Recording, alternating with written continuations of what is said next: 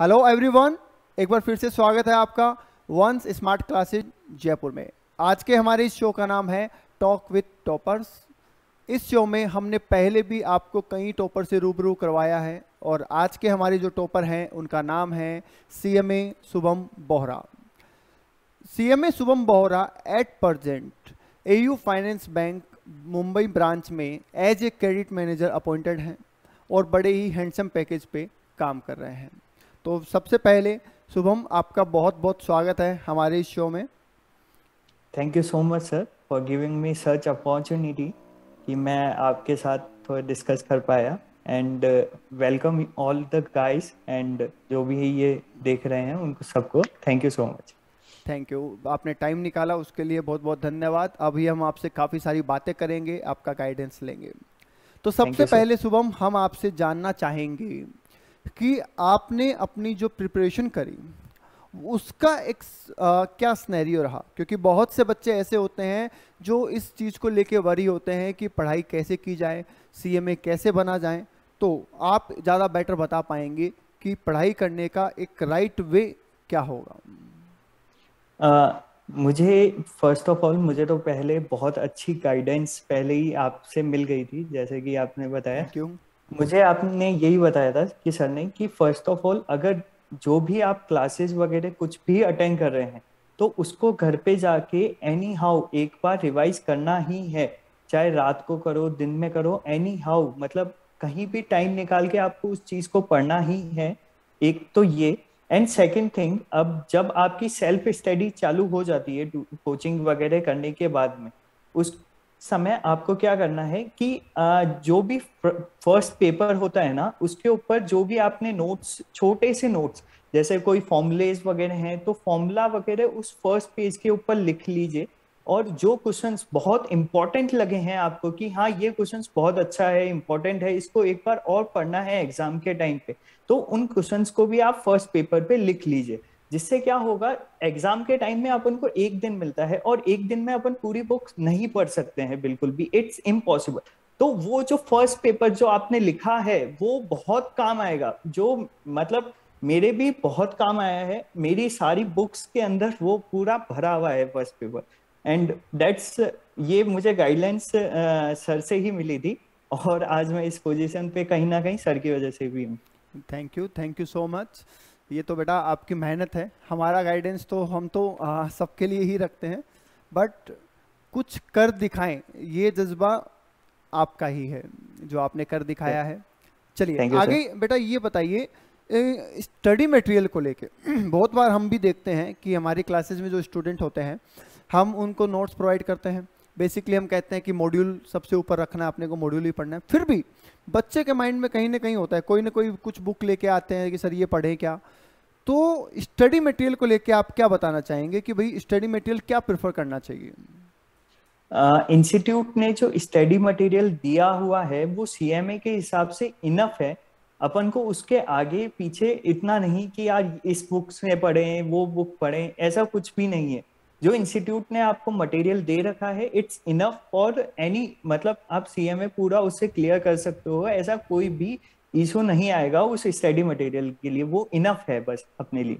तो study material ही prefer करिए, कोई और बुक के ऊपर, मतलब आप जितना दुनिया में घूमेंगे दुनिया में बहुत सारी चीजें हैं देखने को, बट कुछ 7 कॉन्टिनेंट ही है जो अपने दुनिया के हैं, जो मेन है। तो इसलिए ही हम कह रहे हैं कि इंस्टीट्यूट का मटेरियल पढ़िए और अपना रैंक या जो भी आपका गोल है वो अचीव करिए। ओके, मतलब इस सीएमए के स्टडी मटेरियल के अलावा कहीं पे भी भागने की जरूरत नहीं है, वो मोर देन इनफ है, right. Yes sir, yes okay sir. चलिए तो नेक्स्ट क्वेश्चन करते हैं बेटा कि टाइम, एक टाइम मैनेजमेंट एक वर्ड है जिसको लेके बच्चों के माइंड में काफ़ी कि सर हमारी क्लासेज भी हैं, हमें सेल्फ स्टडी भी करनी है, हमारा होमवर्क भी है, हमें दोस्तों के साथ घूमने भी जाना है, हमारे फैमिली वाले हमसे काम भी करवा लेते हैं कुछ। इनको मैनेज कैसे करें, इनमें एक बैलेंस कैसे बनाएं। सर मतलब मेरा तो ये था कि मैं वहां पे पीजी में रहता था जयपुर में, तो हमारा यही चलता था, हम सब चीजें करते थे, घूमते भी थे, पार्टी के टाइम पे पार्टी भी करते थे, पढ़ाई के काम में पढ़ाई भी करते थे, मेरा ग्रुप भी इतना अच्छा था वहां पे। वहां पे हम एक्चुअली टाइम ऐसे मैनेज करते थे कि मॉर्निंग हम शार्प उठने का पूरा ट्राई करते थे कि 5 बजे उठ जाते हैं, क्योंकि 8 बजे या 9 बजे हमारी क्लासेस होती थी। तो उस टाइम पीरियड पे हम हमारी स्टडी करते थे कि सेल्फ स्टडी का जो टाइम है हमारा वो टाइम रहता था। उससे उसके बाद में हम आपकी कोचिंग से 3, साढ़े 3 या 4 बजे फ्री हो जाते थे। फिर खाना वाना खा के हम रेस्ट भी करते थे। रेस्ट करने के बाद में हम थोड़ी घूम भी लेते थे। घूमने के बाद में आने के बाद में हम फर्स्ट प्रायोरिटी होमवर्क को देते थे, क्योंकि आप अगर कंप्लीटली होमवर्क कर लोगे ना तो जो क्लास में पढ़ाया गया है ना वो वहां पे भी कवर हो जाएगा। तो इसलिए आप होमवर्क रोज का रोज करना ही है एनी हाउ। एंड जो सुबह वाला टाइम है वो पीक पीरियड, पीक टाइम होता है, क्योंकि आपका जो माइंड होता है बहुत फ्रेश होता है उस समय। आपको कुछ और नहीं होता है और कोई बाहर का डिस्टरबेंस भी नहीं होता है अपने पास में। तो इसलिए आपको उस पीक टाइम पीरियड पे जितनी पढ़ाई हो पाए उतनी करिए। और हाँ, फैमिली के काम वगैरह ये उस टाइम पीरियड पे निकाल लीजिए, और मस्ती वगैरह उस टाइम पीरियड पे निकाल लीजिए जिस टाइम पीरियड पे आप घूम रहे हैं, कर रहे हैं। तो उस टाइम पीरियड पे थोड़ा सा आपको मैनेज करना पड़ेगा, क्योंकि कुछ पाने के लिए कुछ खोना ही पड़ता है। तो कुछ आपको करना ही पड़ेगा। राइट, मतलब टाइम मैनेजमेंट इंपॉर्टेंट है, बट अदर काम के लिए जो आपको टाइम निकालना है वो अदर एक्टिविटी, मस्ती वाली एक्टिविटी से निकालना है, पढ़ाई वाले से नहीं निकालना है। मोस्टली देखा क्या जाता है कि पढ़ाई वाला टाइम तो उसमें अगर कोई भी काम आ गया घर का तो पढ़ाई वाले में से निकालेंगे अपन, मस्ती वाला अपनी जगह फिक्स रखेंगे कि नहीं इसमें तो मस्ती करनी ही है। राइट, तो ऐसा नहीं करना है आपको। इनका कहने का मतलब ये है कि जो आपने घूमने का टाइम रखा हुआ है, सपोज घर का कोई काम आ गया तो घूमना अवॉइड कीजिए, पढ़ाई अवॉइड मत कीजिए, वो तो अपनी जगह रहने दीजिए, उसको तो प्रॉपर टाइम दीजिए। ठीक है, तो स्टडी मटेरियल के रिगार्डिंग इन्होंने आपको गाइड किया, टाइम मैनेजमेंट के रिगार्डिंग गाइड किया। अब बात करते हैं सर टाइम टेबल या रिविजन्स, मतलब कि सर इन्होंने रैंक ली, तो रैंक लाने के लिए आपको कितनी बार कोर्स को रिवाइज करना लगता है आपके हिसाब से कि जरूरी है? सर एक्चुअली मैंने तो 3 बार पढ़ा था। मतलब मुझे बहुत ज्यादा टाइम पीरियड मिल गया था, क्योंकि मेरा जून में ही अटेम्प्ट लगने वाला था, बट ड्यू टू कोविड वो खींच के दिसंबर आ गया। ओके। बट मैं जून में भी मेरा लगभग 2 बार कोर्स हो गया था। बट फिर मैं इतना डीप घुसने लग गया, तो इसकी वजह से फिर मैं दिसंबर के अंदर अपना जब हुआ तो मेरी रैंक आ गई उसके अंदर। ओके, वेरी गुड, बहुत अच्छा परफॉर्म किया आपने और काफ़ी लोगों को मोटिवेट किया कि वो भी पढ़ाई कर सके। देखिए क्या है, आप बोलते ना आपदा को अवसर में बदलना। कोविड आया, सबके लिए आया, अब किसी ने उसको ऐसा ले लिया कि भाई परेशान हो गए हम तो क्या करें, और किसी ने उसको अपॉर्चुनिटी बना लिया कि ठीक है अभी अपने को कहीं नहीं जाना है तो पढ़ाई के लिए अपने को टाइम मिल गया है। तो एक मैसेज मिलता है कि भाई पॉजिटिव बने रहें, हर चीज़ों में कहीं ना कहीं पॉजिटिव निकालने की कोशिश करें। राइट? Yes sir. ओके, चलिए नेक्स्ट हम आपसे जानना चाहेंगे कि आपका जो सिलेक्शन हुआ एयू बैंक में वो ऑफ कैंपस हुआ या कैंपस में हुआ? क्योंकि जो भी सीएमए क्वालिफाइड कर जाते हैं उनका जो मेन कंसर्न, और कंसर्न ही नहीं कहूँगा मैं कहूँगा टेंशन है ना, बच्चों एक खतरनाक प्रेशर में आ जाता है, सर कैंपस में क्या होगा, क्या पूछेंगे, सिलेक्शन हो जाएगा क्या, अगर नहीं हुआ तो मैं क्या करूँगा। तो इस रिगार्डिंग हम जानना चाहेंगे पहले आपसे कि आपका जो सिलेक्शन हुआ है वो कैंपस में हुआ है या ऑफ कैंपस में हुआ है? सर मेरा ऑफ कैंपस सिलेक्शन हुआ है। मतलब मैं शॉर्टलिस्ट बहुत सारी कंपनीज में हुआ था, बट मेरा फोकस था बैंकिंग सेक्टर्स ओके। और या पीएसयूज में भी मैंने इंटरव्यू दिया था, बट वो पता नहीं क्रैक नहीं हुआ।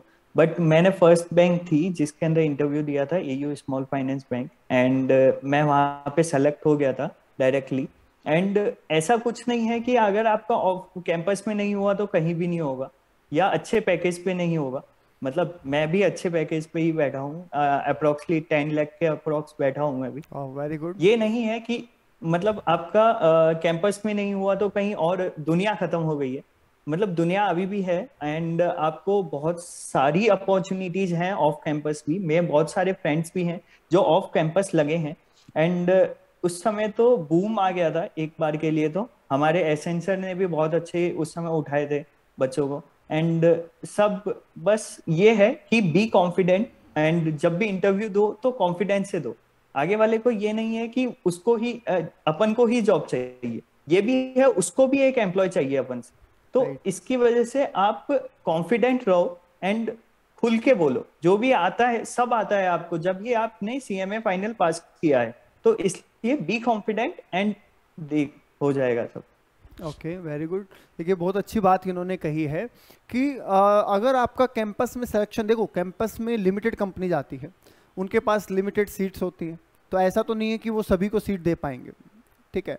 और पहले से एक एक चीज़ और है कि पहले से आप अपना एक माइंड बनाएं कि मुझे किस सेक्टर में, जैसे इन्होंने बना रखा था कि मुझे बैंकिंग सेक्टर में जाना है, तो आप भी अपना एक माइंड बना के रखें कि मुझे इस सेक्टर में जाना है, इतने पैकेज पे जाना है एटसेट्रा। अगर उसमें थोड़ा ऊपर नीचे होता तो चलता है, ठीक है, पर ज़्यादा रिजिड ना हो। जैसे कि कई लोगों को मैंने देखा है कि सर मुझे 15 लाख की जॉब करनी है, अब उसको 12 लाख का ऑफर आ रहा है पर वो एक्सेप्ट नहीं कर रहे हैं, ठीक है। तो ऐसा ना करें, अगर थोड़ा ऊपर नीचे पैकेज में हो रहा है तो it's not a big deal, आप उसको एक्सेप्ट कर लीजिए। अगर आप थोड़े दिन बाद स्विच करेंगे तो आपको उससे भी बेटर मिल जाएगा, पर अगर आप थोड़े दिन खाली निकाल देंगे बैठे बैठे इंतजार करते हुए, तो फिर वो आपके लिए थोड़ा सा प्रॉब्लमेटिक हो जाएगा उस पैकेज को पाना, ठीक है। Yes. और दूसरी बात, जैसे इन्होंने कहा कि सर ऑफ ऑन कैंपस नहीं हुआ, तो कोई बात नहीं, निराश होने की इसमें कहाँ ज़रूरत है। बहुत कंपनियां हैं, बहुत जॉब है, अगर आप ढूंढते हैं तो ऑफ कैंपस आसानी से सिलेक्शन हो सकता है अगर आप विलिंग है तो, राइट। चलिए चलिए नेक्स्ट जानते हैं कि जब आपने इंटरव्यू दिया, तो इंटरव्यू के दौरान कोई ऐसा कि भाई जब आप इंटरव्यू देने जा रहे थे तो आपको क्या फील हो रहा था, और जब आप सेलेक्ट हो गए तो आपको ऐसा कुछ लगा कि भाई मैं पहले ज़्यादा ही टेंशन ले रहा था, या मैंने कुछ सोचा था इंटरव्यू ऐसा होगा पर इंटरव्यू हुआ ऐसा, मतलब जैसे बोलते हैं ना एक्सपेक्टेशन वर्सेस रियलिटी। तो इंटरव्यू को लेके आपकी क्या एक्सपेक्टेशन थी और वाकई में इंटरव्यू में क्या हुआ? सर मेरी एक्सपेक्टेशंस में एक्चुअली मेरा बहुत ज़्यादा नर्वस एंड ऑल था, बट मेरे जो पेरेंट्स हैं और एक एल्डर ब्रदर है, उन्होंने मुझे बहुत सपोर्ट किया है इस चीज़ के अंदर, एंड मेरे टीचर्स ने भी मुझे बहुत सपोर्ट किया है। अगर मुझे कुछ भी, मैं सोच रहा था यार ये बुक में पढ़ लेता हूँ, ये पूरी बुक पढ़ लेता हूँ, इतना पूछ लेंगे, कहाँ से क्या पूछेंगे, ये मुझे बहुत फियर था कि यार मैं भी चीजें छोड़ के गया था एट द टाइम ऑफ कि यार बुक्स, पूरी बुक तो पढ़ी नहीं आती है एग्जाम में भी, कि हाँ ये टॉपिक लेस इंपॉर्टेंट है, अगर इसी में से पूछ लिया तो क्या होगा। बट ऐसा कुछ भी नहीं हुआ था सर, लिटरली, मतलब जो कॉन्सेप्ट आपके अगर क्लियर है ना, you can easily crack the interview. बस लॉजिक और आपका थोड़ा सा मेहनत और आपके कॉन्सेप्ट्स, ये तीन चीजें ही होती है जो आपको इंटरव्यू क्रैक कराने के लिए काम आती है। एंड मेरा जो इंटरव्यूज के अंदर बहुत इजी इजी क्वेश्चन पूछे थे, बट मतलब मैंने जैसा सुना था वैसे क्वेश्चंस नहीं आए थे, तो मुझे बहुत इजीली वो चीज क्रैक हो गई, and I got a good package and good locations. Okay, तो देखिए एक चीज़ बहुत इम्पोर्टेंट इसमें निकल के आती है, जो मैंने ऑब्जर्व की इनके जो इन्होंने बताया उसमें, कि जब आप इंटरव्यू देने जा रहे हैं तो किसी भी प्रकार का माइंड सेट ना करें कि इंटरव्यू ऐसा होगा, वो ऐसे क्वेश्चन पूछेंगे, ऐसा कुछ नहीं है। वो कुछ भी पूछ सकते हैं, but you have to be confident. अगर आप कॉन्फिडेंट है तो डेफिनेटली आप उसको अचीव कर पाएंगे, राइट। तो देखिए इन्होंने आपको स्टडी के लेके काफ़ी चीज़ें बताई आपने शुभम, जॉब को लेके आपने काफ़ी चीज़ें बताई, और प्लेसमेंट को लेके भी काफ़ी चीज़ें बताई। अब लास्ट मेरा एक पर्सनल क्वेश्चन है, वो इसलिए मैं क्यों है वो भी मैं बताऊं, पर्सनल क्वेश्चन क्यों है, क्योंकि मैंने अपनी लाइफ में कभी जॉब नहीं करी, ठीक है, और ना ही मुझे जॉब करनी थी, ठीक है। मेरा पहले से क्लियर था कि भाई मुझे जॉब नहीं करनी, मुझे बिजनेस करना है। तो अब मैं आपसे ये जानना चाह रहा हूँ as a personally, maybe ये इंटरव्यू में काम का हो या ना हो, कि बिफोर सीएमए या फिर बिफोर गेटिंग जॉब आपकी लाइफ में, और आफ्टर गेटिंग जॉब आपकी लाइफ में क्या चेंजेस आए in perspective of your relatives, family environment. एक होता है कि चीज़ें बदलने लग जाती है, नज़रिया लोगों का बदलने लग जाता है आपको लेके, तो उसमें क्या क्या आपने डिफरेंसेस फील किए हैं? सर एक तो मतलब पहले जितनी रेस्पेक्ट नहीं मिलती थी, आज कहीं भी हम जाते हैं फ्रेंड्स ग्रुप एंड कहीं भी, वहां पे आपको एक अलग ही नजरिए से देखा जाता है, एक अलग ही रेस्पेक्ट दी जाती है। मैंने ये चीज बहुत ऑब्जर्व करी कि यार फ्रेंड्स में पहले कहाँ थे, आज वो फ्रेंड्स वहीं पे ही है, बट आज आप कुछ बन गए हो तो उनके साथ जाते हो ना आज, तो वो अलग ही आपको नजरिए से देखते हैं और अलग ही मतलब रेस्पेक्ट एंड ऑल वाली फीलिंग्स आ जाती है। रिलेटिव के साथ भी यही है। हम आज शादी में जाते हैं ना, तो मम्मी पापा को ये बोला जाता है कि, और वहां पे तो बहुत ज्यादा प्राउड भी होता है कि देखो ये शुभम की मम्मी है, ये शुभम के पापा हैं। तो उस चीज वाह। में हमें बहुत प्राउड होता है इस चीज को लेके, क्योंकि पहले यही बोला जाता था ये फलाना दीगरा के बेटे बेटी हैं।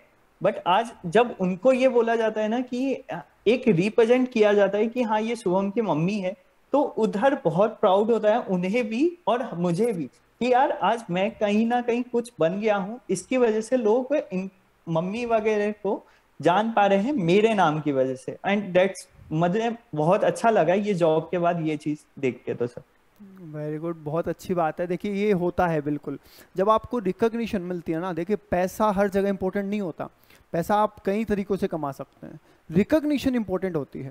जब आपको लोग पहचानने लगते हैं, आपके नाम से आपके परिवार को जानने लगते हैं, तो वो जो फीलिंग होती है ना, वो प्राइसलेस होती है। तो बहुत ही बेटर उम्दा बातें इन्होंने हमें सिखाई है। आई होप आप सभी को इनसे काफ़ी कुछ सीखने को मिला होगा, इनका एक्सपीरियंस आपके काम आएगा, यही हमारा पर्पज़ है। शुभम बहुत बहुत थैंक यू, आपने समय निकाला और गाइड किया आने वाले सीएमए को, और जो एट प्रेजेंट सीएमए बन चुके हैं, फ्रेशर्स हैं, उनको बहुत बहुत थैंक यू बेटा आपका समय देने के लिए। फ्यूचर में फिर हम आपसे मिलते रहेंगे। एंड यस, आप माय प्लेजर सर।